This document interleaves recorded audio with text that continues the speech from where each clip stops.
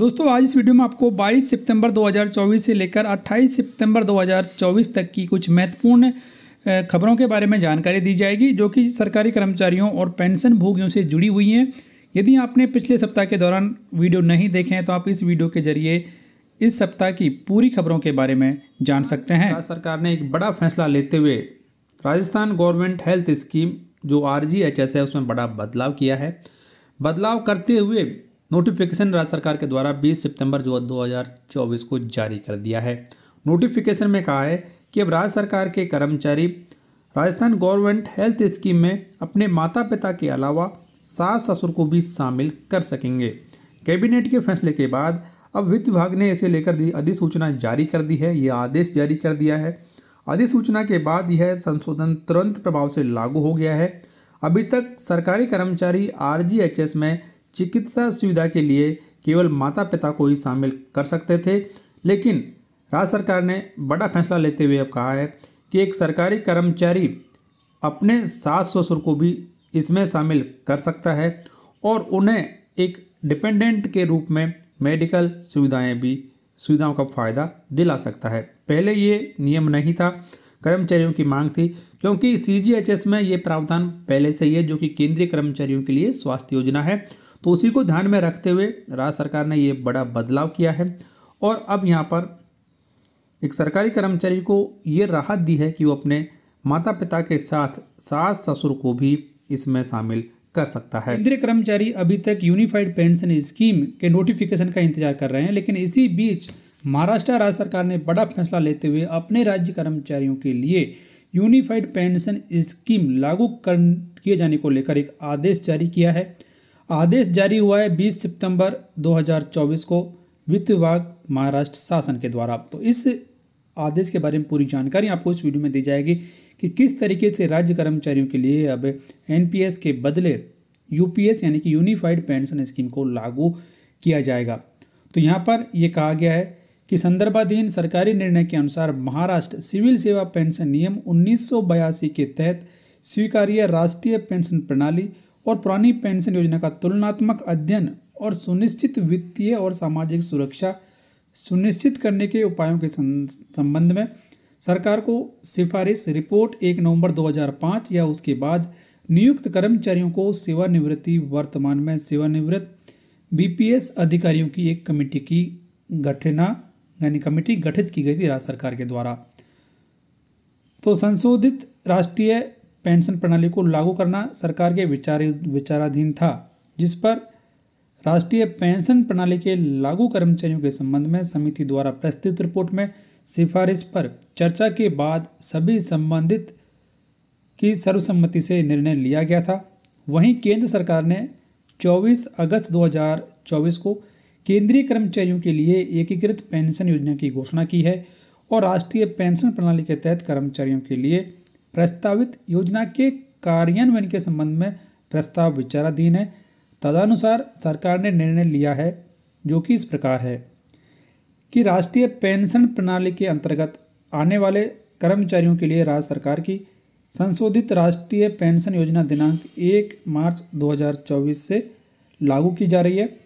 वहीं केंद्र सरकार द्वारा 24 अगस्त 2024 को घोषित यूनिफाइड पेंशन स्कीम को सरकारी कर्मचारियों के लिए यथावत मंजूरी दी जा रही है। राष्ट्रीय पेंशन प्रणाली के अंतर्गत आने वाले कर्मचारियों को उपरोक्त 2 योजनाओं में से किसी एक में भाग लेने की अनुमति होगी। तो अब यहाँ वन रैंक वन पेंशन के तहत पेंशन बढ़ोतरी और एरियर का भुगतान भूतपूर्व सैनिकों के लिए ताज़ा अपडेट। नमस्कार दोस्तों, स्वागत है सभी का फिर से एक और नए वीडियो में। दोस्तों एक महत्वपूर्ण और फायदेमंद जानकारी लाखों सैन्य कर्मियों के लिए, जैसे कि सरकार के द्वारा वन रैंक वन पेंशन 3 का ऐलान कर दिया गया है, जिसके तहत लाखों सैन्य कर्मियों की पेंशन में बढ़ोतरी की जाएगी और उसको रिवाइज भी किया जाएगा। तो इसी को लेकर एक ताज़ा अपडेट सामने आई है और यहाँ पर ये कहा गया है कि all Spurs pensioners will get new OROP 3 scale pension from this month, यानी कि सितंबर 24 से वन रैंक वन पेंशन के तहत बढ़ी हुई पेंशन, साथ में ही पिछले 2 महीने का एरियर यानी कि जुलाई और अगस्त 2 महीने का एरियर भी उन्हें दिया जाएगा। तो ये बड़ी खुशखबरी यहाँ पर है सभी ESM के लिए कि इस महीने उन्हें बढ़ी हुई पेंशन मिलेगी, साथ में पिछले 2 महीने का एरियर भी दिया जाएगा। तो जानकारी निकल कर आ रही है PCDA पेंशन प्रयागराज से। तो यहाँ पर कहा गया है कि फ्रॉम 20 सितंबर 2024 इवनिंग ऑनवर्ड्स स्पर्श PPOs pension payment orders for OROP3 entitlements have started generating by the PCDA Prayagraj, यानी कि 20 सितंबर 2024 से स्पर्श PPO जो कि OROP3 के अनुसार हैं वो इशू करना जारी कर दिया है, वो इशू होना शुरू हो चुका है। तो रिवाइज्ड पेंशन एज पर OROP3 will also be paid to all affected pensioners from this month, यानी कि इसी महीने से ही OROP3 के तहत रिवाइज्ड पेंशन का भुगतान भी सभी योग्य पेंशनर्स को किया जाएगा। यदि आपको पेंशन मिल चुकी है, मैसेज मिला है, तो कमेंट बॉक्स में लिखकर जरूर बताएं। यदि नहीं मिला है तो घबराने की कोई बात नहीं है, आपको इस मंथ एंड तक OROP3 के तहत संशोधित पेंशन दे दी जाएगी और 2 महीने का एरियर भी आपको दिया जाएगा। इसके अलावा यहाँ पर यह भी कहा गया है कि PCDA Prayagraj has launched a special drive to update important fields in Sparsh database in respect of affected pensioners whose pension have been migrated with ASIS 1 and 2 and ASIS 3 status. RO-wise list of such pensioners have also been shared with record offices. So most likely pensioners of this category will also get benefits of OROP3. तो अब यहाँ पर जो भी affected मामले हैं, cases हैं, सभी की जांच पड़ताल करने के बाद में उनको भी 1 रैंक 1 पेंशन का फ़ायदा दिया जाएगा। 1 रैंक 1 पेंशन जो थर्ड है उसके अनुसार उनकी पेंशन रिवाइज की जाएगी। तो ये महीना भूतपूर्व सैनिकों के लिए काफ़ी अच्छा साबित होने वाला है, क्योंकि पेंशन भोगियों के लिए बड़ी खुशखबरी, जीवन प्रमाण पत्र यानी कि लाइफ सर्टिफिकेट को लेकर एक ताज़ा अपडेट। नमस्कार दोस्तों, स्वागत है आप सभी का फिर से एक और नए वीडियो में। दोस्तों यदि आप पेंशनर्स हैं, फैमिली पेंशनर्स हैं, या फिर आपके घर में कोई पेंशनर्स है, तो ये खबर आपके फ़ायदे की हो सकती है, क्योंकि केंद्र सरकार के द्वारा एक बड़ा ऐलान किया गया है। इस ऐलान के बारे में आपको इस वीडियो में जानकारी दी जाएगी, तो वीडियो को लास्ट तक जरूर देखें। दोस्तों खबर के अनुसार डाक विभाग बुजुर्ग पेंशन भोगियों को उनके डिजिटल जीवन प्रमाण पत्र यानी कि DLC जमा करने में मदद के लिए उनके घर तक सेवाएं पहुंचाएगा। आपकी जानकारी के लिए बता दें, जैसे कि पेंशनर्स को हर साल 1 नवंबर से 30 नवंबर के बीच अपना जीवित होने का सबूत संबंधित विभाग को देना होता है, तभी जाकर उसकी पेंशन जारी रखी जाती है, नहीं तो पेंशन को बंद कर दिया जाता है। तो इसी की वजह से अब डाक विभाग ने ये बड़ा ऐलान किया है कि अब देश के सभी जगह पर डाक विभाग के द्वारा पेंशन भोगियों को घर बैठे जीवन प्रमाण पत्र जमा करने की सुविधा दी जाएगी। ये भी कहा गया कि सभी डिस्ट्रिक्ट डाकघरों में DLC अभियान की तैयारी को लेकर एक बैठक आयोजित की गई, जिसमें महानिदेशक डाक सेवाएं, उप महानिदेशक डाक सेवाएं और इंडिया पोस्ट पेमेंट्स बैंक के प्रबंध निदेशक व मुख्य कार्यकारी इसमें शामिल हुए।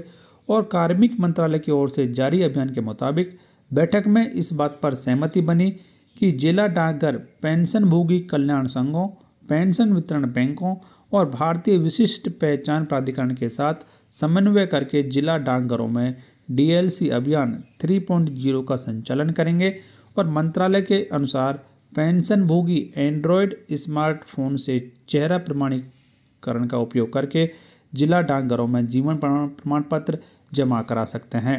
डाक विभाग वृद्धों को घर घर जाकर सेवाएं प्रदान करेगा और पेंशन भोगियों को आवश्यकता अनुसार DLC जमा करने के लिए सूचित करेगा।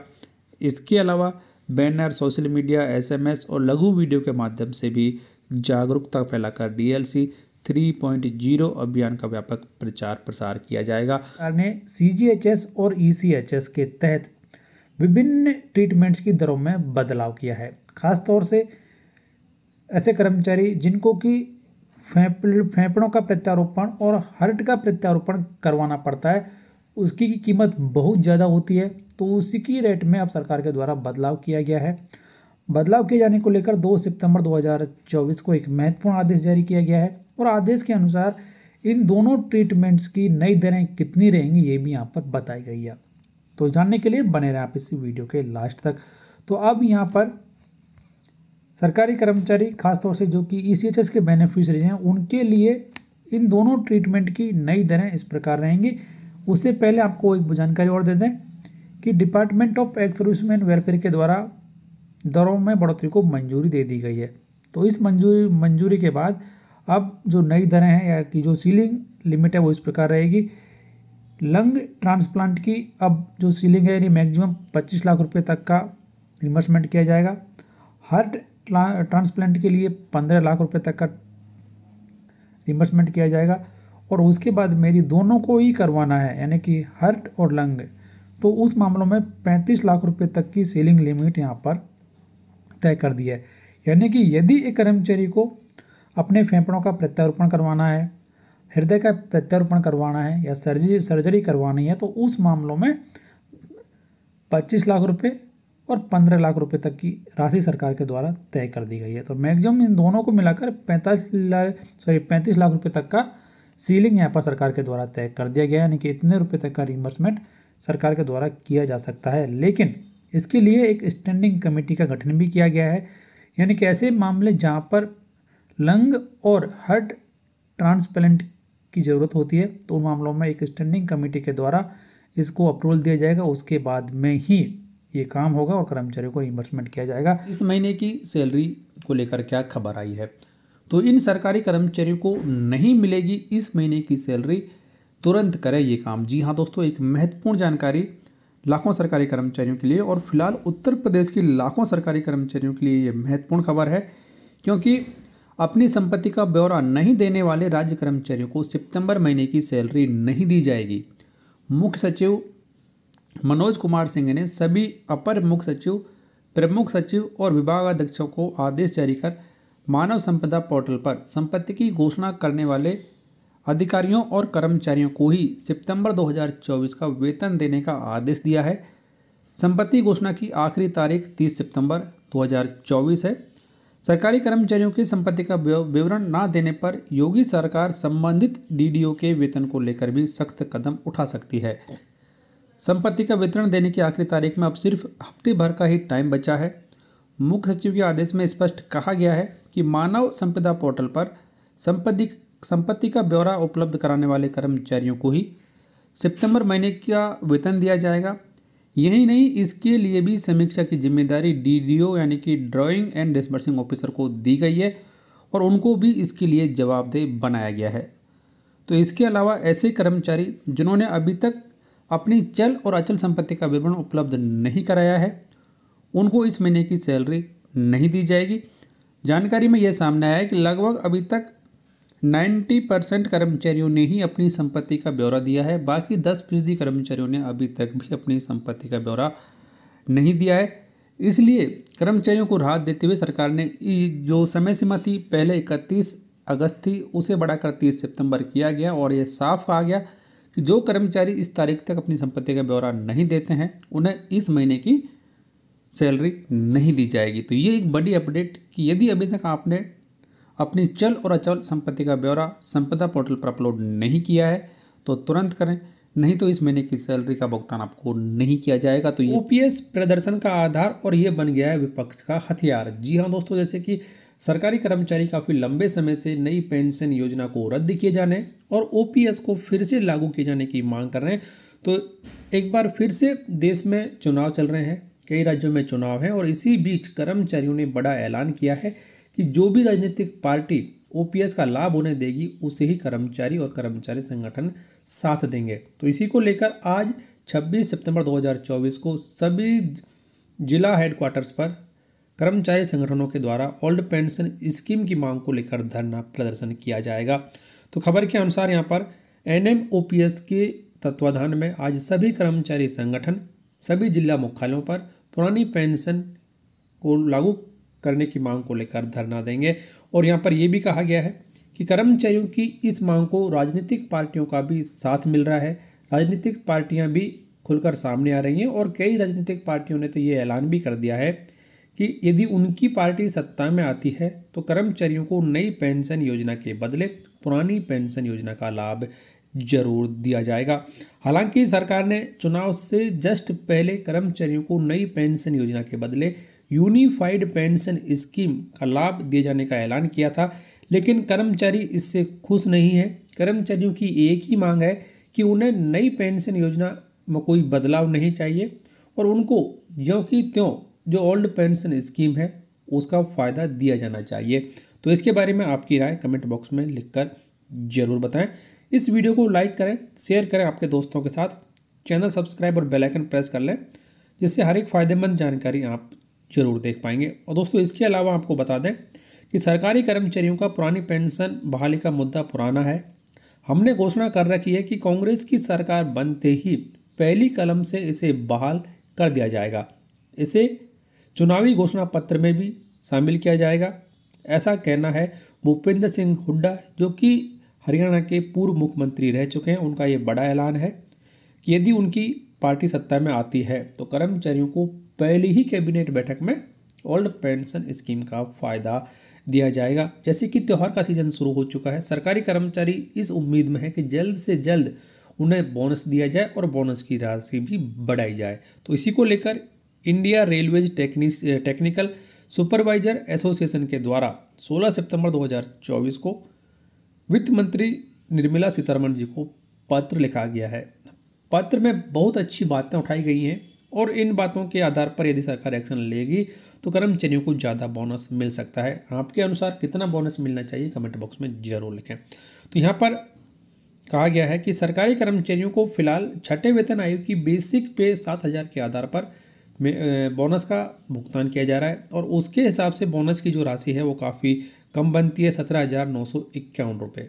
लेकिन सरकार ने 2016 से ही 7वें वेतन आयोग की सिफारिशें लागू कर दी हैं और 7वें वेतन आयोग के हिसाब से न्यूनतम सैलरी 18,000 रुपये तय कर दी गई है। इसके बावजूद भी कर्मचारियों को छठे वेतन आयोग के आधार पर ही बोनस दिया जा रहा है, जो कि सही नहीं है, क्योंकि मौजूदा समय में महंगाई काफ़ी ज़्यादा बढ़ गई है और सरकार ने न्यूनतम वेतन को भी बढ़ा दिया है। तो उसी के आधार पर उन्हें बोनस का भुगतान भी किया जाए। और ये भी कहा गया है कि सरकार का जो मौजूदा फॉर्मूला है कि 78 डेज का बोनस कर्मचारियों को दिया जा रहा है, उसे भी रिवाइज किया जाए और उसमें भी बढ़ोतरी की जाए। तो यहाँ पर ये कहा गया है कि दो बड़ी मांग उठाई गई है यहाँ पर। पहली मांग यहाँ पर है कि ऐसे कर्मचारी जिनका कि पे लेवल 1 में आते हैं, तो उन कर्मचारियों को मिलने वाले जो डीए की जो बोनस की जो राशि है वो न्यूनतम वेतन 18,000 रुपये प्लस उस पर महंगाई भत्ते को बेसिक मानकर बोनस उन्हें दिया जाना चाहिए। और उसके बाद में जो भी कर्मचारी पे लेवल 2 से लेकर 8 तक आते हैं, उनकी जो भी बेसिक पे है उसके आधार पर बोनस की कैलकुलेशन की जाए। साथ में जो महंगाई भत्ता है उसे भी कंसिडर किया जाए और उसके बाद में उन कर्मचारियों को बोनस दिया जाए। तो एक काफ़ी अच्छी मांग उठाई गई है कि कर्मचारियों की जो एक्चुअल बेसिक पे है और उस पर मिलने वाला जो महंगाई भत्ता है उसके आधार पर ही उन्हें बोनस दिया जाए, क्योंकि फिलहाल जो भी अराजपत्रित कर्मचारी हैं यानी कि जो बोनस पाने के हकदार हैं, उन सभी को एक ही राशि दी जाती है बोनस के रूप में। तो इसकी जो सीलिंग है उसे हटाने की मांग की गई है और यहाँ पर कहा गया है कि कर्मचारियों को अब उनकी जो वास्तविक बेसिक पे है उसके आधार पर बोनस का भुगतान किया जाए। तो ये काफ़ी महत्वपूर्ण जानकारी और ताज़ा अपडेट लाखों सरकारी कर्मचारियों और पेंशन भोगियों के लिए। बदलने जा रही है नियम, लाखों कर्मचारियों को होगा फायदा। जी हाँ दोस्तों, एक बेहद फायदेमंद और ताज़ा अपडेट लाखों कर्मचारियों के लिए। तो खबर के अनुसार श्रम मंत्रालय की ईपीएफओ पेंशन योजना के नियम सरकार के द्वारा बदले जा सकते हैं। अब यहाँ पर ईपीएफओ के सदस्यों को अधिक पेंशन भी मिल सकती है और इसका नया विकल्प भी कर्मचारियों को मिलने वाला है। तो क्या ये पूरी अपडेट है, जानने के लिए बने रहें इस वीडियो के लास्ट तक। केंद्र सरकार कर्मचारी भविष्य निधि यानी कि ईपीएफओ की पेंशन योजना के नियम बदलने पर विचार कर रही है। इसके तहत पीएफ खाते में जमा कुल धन राशि को पेंशन फंड के तौर पर परिवर्तित करने का विकल्प कर्मचारियों को दिया जा सकता है।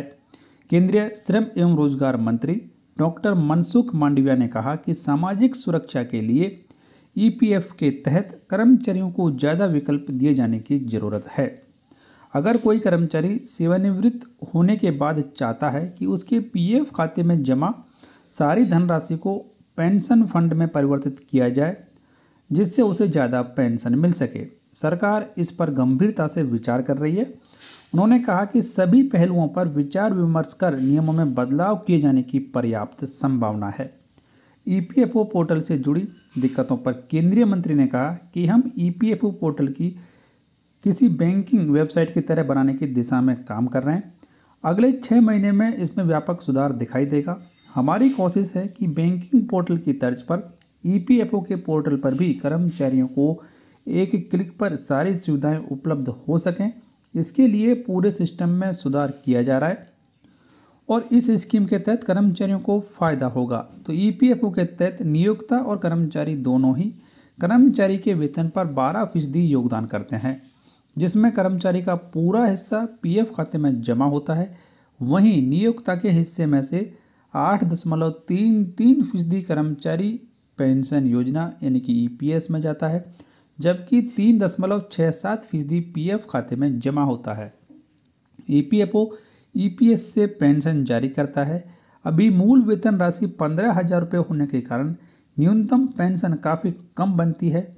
अगर इन नियमों को मंजूरी मिलती है तो कर्मचारियों को अधिक पेंशन मिलने की पूरी संभावना बन जाएगी। तो इसी खबर के अनुसार मध्य प्रदेश में अधिकारियों और कर्मचारियों का महंगाई भत्ता 50% होने पर उसे मूल वेतन में मर्ज कर दिया जाएगा, ऐसा इस दैनिक समाचार पत्र में छपा है।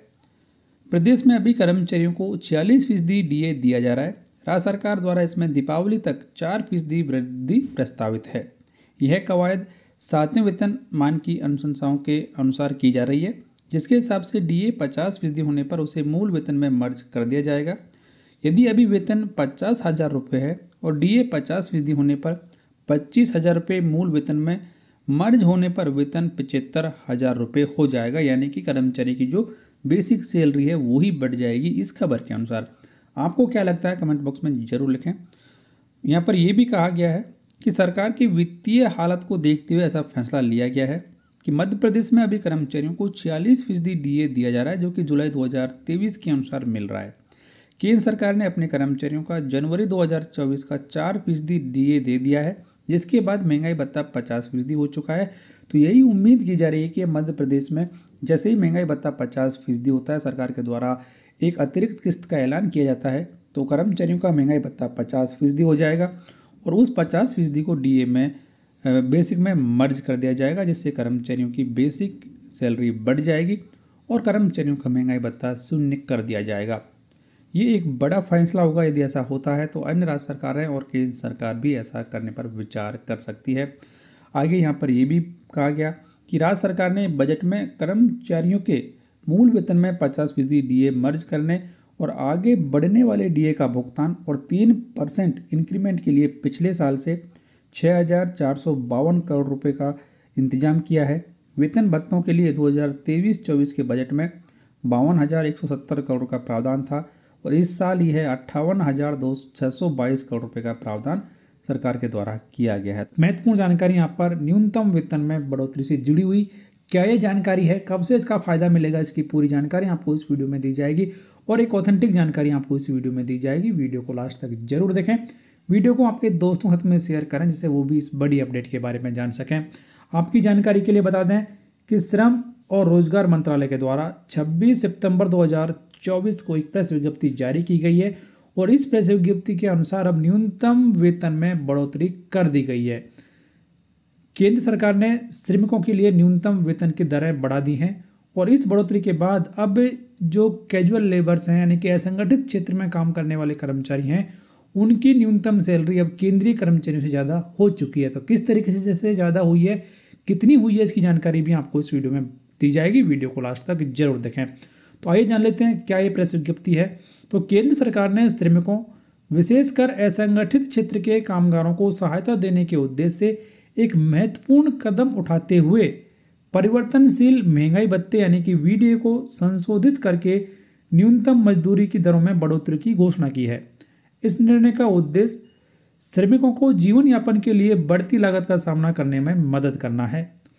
केंद्रीय क्षेत्र के प्रतिष्ठानों के भीतर भवन निर्माण, माल लादने और उतारने, चौकीदार या प्रहरी, सफाई शोधन, घर की देखरेख भाल करने वाले, खनन तथा कृषि सहित विभिन्न क्षेत्रों में लगे श्रमिकों को संशोधित मजदूरी दरों से लाभ होगा।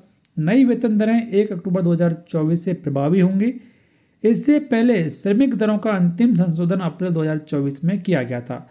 तो ये पहली बात कि जो नई दरें हैं वेतन की वो 1 अक्टूबर 2024 से लागू हो जाएंगी, पूरे देश में लागू हो जाएंगी। न्यूनतम मजदूरी दरों को कौशल स्तरों के आधार पर वर्गीकृत किया गया है। अकुशल, अर्धकुशल, कुशल एवं अत्यधिक कुशल और साथ ही इन्हें भौगोलिक क्षेत्र ए, बी और सी के आधार पर भी बांटा जाता है। नए संशोधन के बाद अकुशल क्षेत्र के कार्य जैसे कि निर्माण, सफाई, शोधन, माल लादने और उतारने में श्रमिकों के लिए क्षेत्र ए में न्यूनतम मजदूरी दर 783 रुपये प्रतिदिन, यानी कि महीने की जो न्यूनतम सैलरी है उनकी 20,358 रुपये प्रति माह होगी। अर्धकुशल के लिए 868 रुपये प्रति महीने, जो कि प्रतिदिन, जो कि प्रति महीने 22,568 रुपये। इसके अलावा कुशल कर्मी, लिपिक और बिना हथियार वाले चौकीदार या प्रहरी के लिए प्रतिदिन 954 रुपये और महीने का 24,804 रुपये तथा अत्यधिक कुशल और हथियार के साथ चौकीदार या प्रहरी के लिए 1,035 रुपये प्रतिदिन, महीने का 26,910 रुपये प्रति माह कर दिए जाएंगे। केंद्र सरकार औद्योगिक श्रमों के लिए उपभोक्ता मूल्य सूचकांक में 6 महीने की औसत वृद्धि के आधार पर साल में 2 बार परिवर्तनशील महंगाई भत्ते को संशोधित करती है, जो कि 1 अप्रैल और 1 अक्टूबर से प्रभावी होते हैं। नौकरी के नियमों में सरकार करने जा रही है बड़ा बदलाव और इस तरीके से लागू हो जाएंगे नए नियम। नमस्कार दोस्तों, स्वागत है सभी का फिर से एक और ताज़ा वीडियो में। दोस्तों, महत्वपूर्ण जानकारी यहाँ पर निकल कर आ रही है और जानकारी जुड़ी हुई है अनुकंपा नियुक्ति से लेकर। अनुकंपा नियुक्ति के नियमों में सरकार बदलाव करने जा रही है और नए बदलाव लाखों कर्मचारियों के परिजनों को प्रभावित करने वाले हैं। तो क्या ये बदलाव हैं, जानने के लिए बने रहे इस वीडियो के लास्ट तक। फिलहाल खबर निकल कर आ रही है उत्तर प्रदेश से। तो उत्तर प्रदेश में मृतक आश्रित कोटे में नौकरी पाने का नियम बदल जाएगा। सरकार इस कोटे में नौकरी देने को लेकर नियमावली में संशोधन करने जा रही है। इसके मुताबिक समूह ग यानी कि चतुर्थ श्रेणी के कर्मचारी की सेवा काल के दौरान मौत होने पर उसके आश्रित को अनुकंपा के आधार पर मिलने वाली नौकरी समूह ग के पद पर ही की जाएगी। कार्मिक विभाग इसके लिए नियमावली में संशोधन करने जा रहा है और संशोधन के बाद उसी के आधार पर नियुक्ति मिलेगी। जल्द ही यह प्रस्ताव कैबिनेट से मंजूरी के लिए रखा जाएगा। कहने का मतलब कि यदि एक सरकारी कर्मचारी जो कि ग्रुप डी का कर्मचारी है, उसकी मृत्यु हो जाती है तो उसके परिजनों को भी ग्रुप डी में ही नौकरी दी जाएगी। ग्रुप सी का है तो ग्रुप सी में नौकरी दी जाएगी। हालांकि इसके लिए जो रिक्वायर्ड शैक्षणिक योग्यता है उसका भी ध्यान रखा जाएगा। पुलिस विभाग में मृतक आश्रित कोटे पर नौकरी देने के मामले में सुप्रीम कोर्ट ने एक आदेश पारित किया है। उस आदेश के मुताबिक ये कहा गया है कि जिस वर्ग यानी कि समूह घ का कोई कर्मचारी सेवा के दौरान उसकी मृत्यु हो जाती है तो उसके आश्रित को उसी वर्ग में नौकरी दी जानी चाहिए। सुप्रीम कोर्ट के आदेश के बाद कार्मिक विभाग अब उत्तर प्रदेश मृत सरकारी सेवकों के आश्रितों को सेवा योजना नियमावली 1974 में 14वां संशोधन करने जा रहा है। इसमें यह प्रावधान किया जा रहा है कि समूह घ का कोई कर्मचारी यदि सेवा काल के दौरान मर जाता है या उसकी मृत्यु हो जाती है तो अनुकंपा के आधार पर उसके आश्रित को इसी वर्ग में नौकरी दी जाएगी। इससे पहले इस वर्ग के कर्मचारी के मृत होने की स्थिति में उसके आश्रित की जो योग्यता है उसके आधार पर समूह ग की नौकरियां भी दी जा रही हैं। यानी कि ग्रुप डी के कर्मचारी को, ग्रुप के जो आश्रित हैं उनको ग्रुप सी या की नौकरी जो है वो दी जा रही थी, लेकिन सुप्रीम कोर्ट के इस फैसले के बाद अब इस व्यवस्था में बदलाव किया जा रहा है। इससे यह तय हो जाएगा कि समूह घ के मृतक आश्रित को उसी वर्ग में ही नौकरी करनी पड़ेगी। कैबिनेट के प्रस्ताव पास होने के बाद कार्मिक विभाग द्वारा अधिसूचना जारी करते हुए सभी विभागों को इस संबंध में दिशा निर्देश भेज दिया जाएगा। तो ये एक बड़ा फैसला होगा। इसका असर हो सकता है कि केंद्र सरकार में भी पड़े, क्योंकि केंद्र सरकार में भी ऐसा हो रहा है। लेकिन फिलहाल ये सुप्रीम कोर्ट ने फैसला दिया है कि अब यदि ग्रुप डी कर्मचारी की मृत्यु हो जाती है तो उसके परिजन को मृतक आश्रित कोटे में ग्रुप डी में ही नौकरी दी जाएगी। तो ये एक बड़ा फैसला, जैसे ही कैबिनेट के द्वारा इसको मंजूरी मिलती है ये फैसला लागू कर दिया जाएगा। महंगाई भत्ता 50% होने के बाद सरकारी कर्मचारियों के इस भत्ते में भी बढ़ोतरी को सरकार ने दी मंजूरी। 18 सितंबर 2024 को कार्मिक लोक शिकायत और पेंशन मंत्रालय के अधीन काम करने वाले पेंशन एवं पेंशनभोगी कल्याण विभाग ने एक ऑफिस मेमोरेंडम जारी कर केंद्रीय कर्मचारियों को मिलने वाले कंस्टेंट अटेंडेंस अलाउंस CEA में बढ़ोतरी को मंजूरी दे दी है। आदेश में कहा गया है कि 1 जनवरी 2024 से केंद्रीय कर्मचारियों का महंगाई भत्ता 50% हो चुका है, यानी कि पहले जो 46% था वो 4% बढ़कर 50% हो गया है, जिसकी वजह से कर्मचारियों को मिलने वाले CAA यानी कि कंस्टेंट अटेंडेंट अलाउंस में भी बढ़ोतरी की जाती है। यह बढ़ोतरी इसलिए की जाती है क्योंकि 7वें वेतन आयोग में सिफारिश की थी कि जैसे ही महंगाई भत्ता 50% और उससे ज़्यादा होता है तो कर्मचारियों को मिलने वाले CAA में भी 25% की बढ़ोतरी हो जाएगी। पहले केंद्रीय कर्मचारी और ख़ासतौर से ऐसे सिविल पेंशनर्स जो कि CAA प्राप्त कर रहे थे, उनकी उस टाइम की दर 6,750 रुपये थी। अब ये हर महीने 25% बढ़ गई है और अब ये उन्हें बढ़कर 8,438 रुपये हो गई है। तो ये काफ़ी अच्छा आदेश यहाँ पर जारी किया गया है कि आप यहाँ पर देख सकते हैं कि the department of expenditure wide order dated so and so has issued instructions regarding enhancement of dearness allowance rates from existing 46% to 50% of the basic pay with effect from 1st January 2024.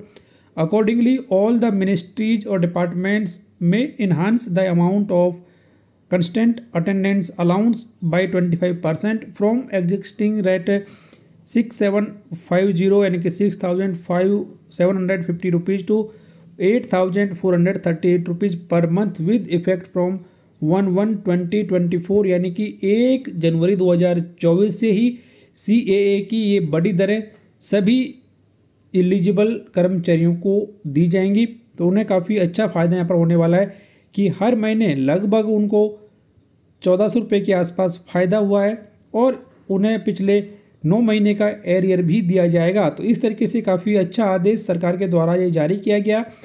आदेश की copy आप हमारी website, हमारे WhatsApp channel और Telegram channel से भी प्राप्त कर सकते हैं, जिसका लिंक इस वीडियो की डिस्क्रिप्शन में दिया गया है। फिलहाल इस वीडियो में इतना ही। जानकारी पसंद आई तो वीडियो को लाइक और शेयर कर दें, चैनल सब्सक्राइब कर बेल आइकन प्रेस कर लें, ऑल नोटिफिकेशन ऑन कर दें, जिससे हर एक फ़ायदेमंद जानकारी आप सबसे पहले देख पाएंगे।